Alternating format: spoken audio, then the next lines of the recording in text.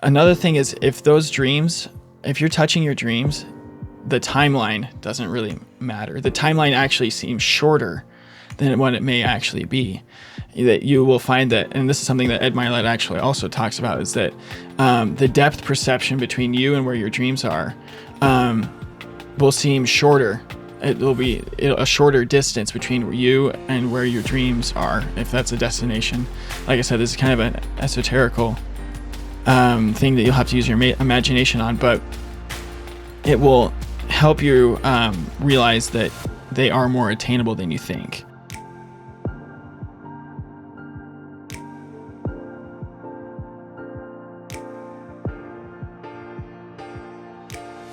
Hey, welcome back to the show, everybody.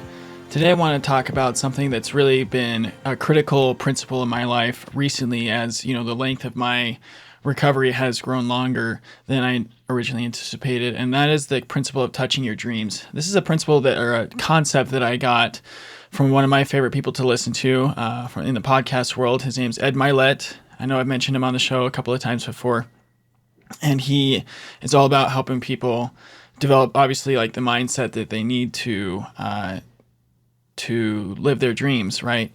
And his show especially caters to people like entrepreneurs, athletes. He's a coach to a lot of entrepreneurs and athletes, things like that. But he says this thing of in order to get your dream, you need to touch your dream from time to time. And so the example that he gives in his books and his keynote speeches is that he would, when he was building his businesses or his life as an entrepreneur, what he would do was he would go to the places where he wanted to live. So he, wanted to be a multi-millionaire, so he would go to these really, really nice neighborhoods and just drive around. Or he would once a month save up, and if he made X amount of sales or whatever, then he would treat himself and his wife to a night at the Ritz-Carlton. And this principle has been really just on my mind a lot in the last couple of weeks, and probably about a couple of months now, because I think I've shared on this podcast before, but the time that I'm in right now, I decided to take 6 more months off of not playing, just to let my lip heal. And so keeping my dream alive of being a trumpet player and a jazz musician has really become this thing where I have to touch my dreams. And so for me, that kind of has looked like, in some ways are more simple than others, but for me, a big thing is like listening to the records of people that I want to have as mentors in my life. And so those that know me know that I want to eventually get out to New Jersey and study with a guy named Marcus Printup. And I've met Marcus a couple of times. He's been more than he knows, he's been a mentor already to me. And so what I'll do to make that dream a reality in the future, is I'm listening to his music every day. I mean, not like exclusively listening to him, but I'm listening to his records every day, just so I'm getting his sound in my head, so I'm keeping myself envisioning us working together one day. And I don't know if he'll ever listen to this. I'm not really saying this to plug myself or anything. It's just an example, right, for the rest of you. Another thing for me is teaching. I want to be a private trumpet teacher, and right now I can't play trumpet, but I have the great fortune of having a student who's just getting some just basic jazz lessons from me, and that's just been really fulfilling. And so these little things you'd be surprised on how much they start to matter when they become some of your only connections to your dreams, when your dreams have yet to be fulfilled. And this may seem like a kind of an esoterical, ethereal subject, but for me, it's just helped. And part of the reason why I do this show is just to share things that have helped me in hopes that they will help you, especially those of you musicians who are going through injury recovery. The big thing that I wanted the reason why I wanted to share this is because, our dreams have to mean something to us in order for them to really be our dreams, right? That may sound obvious, but what I mean by that is that your dreams have to become your plan A in order for them to be achieved. your dreams have to become your plan A to be achieved. You can't just be wishy-washy about them and then hope that one day you'll win that orchestra job, or you'll win that military band position, or as simple as, or as big, I'm sorry, not as simple, but as big as I'll be able to play one day. That has to be your plan A if that is what your goal is. You can't go halfway on it. I had a family member of mine who I love dearly, and I know is definitely in my corner with everything, but he and I kind of joke about this whole musician thing that I've got going on. And, he's been checking up on me as I've been going through my injury recovery. And one day he asked me, "Clark, what's your plan B?" And I kind of laughed and thought about it for a little bit. Cause I have thought about other career paths it's just in those times when I feel like maybe this chapter is ending of my life, this chapter of my life is ending. But then I really got to thinking about everything that I'm doing in my life to, where the things, the actions that I'm taking in my life are really truly pointing me. And they were all pointing me towards trumpet. They were all pointing me towards being a musician and being a music teacher. And so I thought about it, and I told him, I'm like, right now my plan B is just to refer back to plan A. That kind of just has been my motto recently. And this concept of touching your dreams has really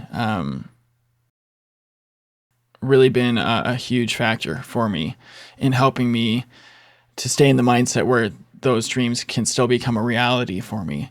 And then another thing is, if you're touching your dreams, the timeline doesn't really matter. The timeline actually seems shorter than what it may actually be. That you will find that, and this is something that Ed Mylett actually also talks about, is that the depth perception between you and where your dreams are will seem shorter. It will be a shorter distance between you and where your dreams are, if that's a destination.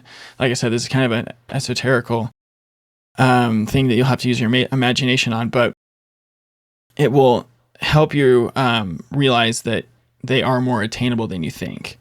And also, doing things to touch your dreams will help the dream from dying.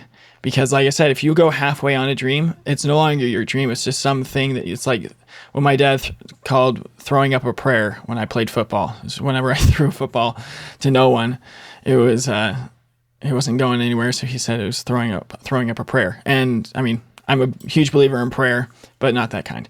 And so touching your dreams is going to help you to stay in the game, to help you when times are tough, whether it's you're still going through an injury recovery, or you're going through a tough audition cycle or circuit or whatever.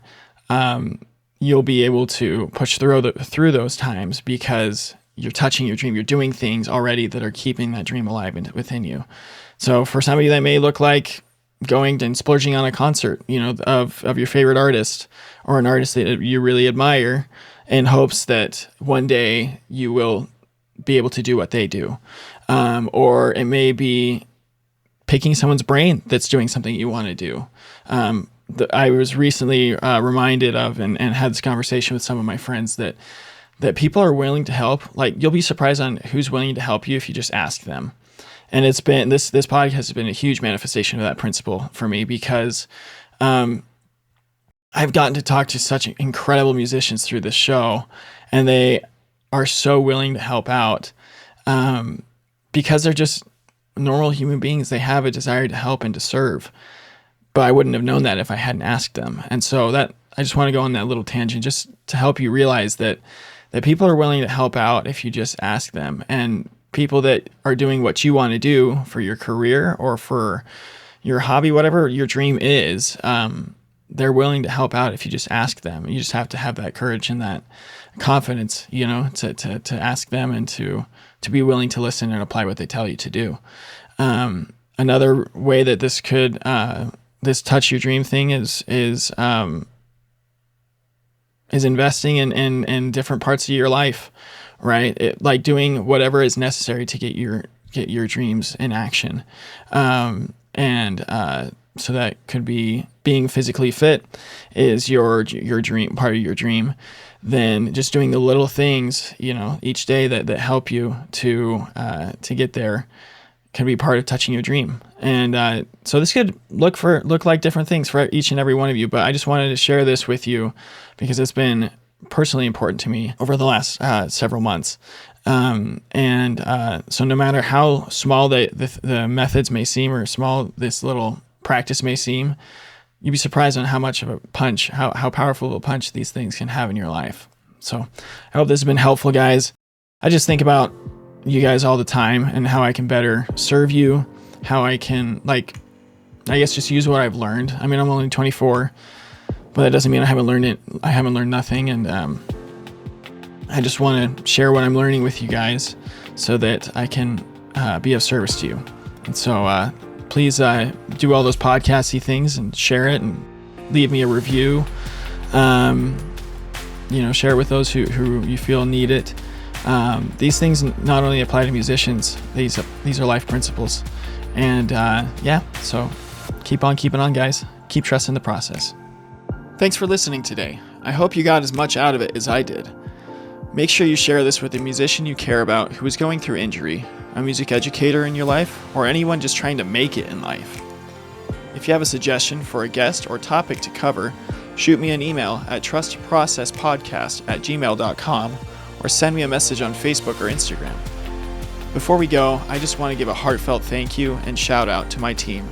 Daniel Baldwin, who is my audio engineer, Kevin West, who does all music and sound effects for the show, Peyton Womack, our website developer, and my sister, Dana Lovell, who created the logo and promotional materials. We wouldn't have the show without them. So tune in next time for another episode of Trust the Process.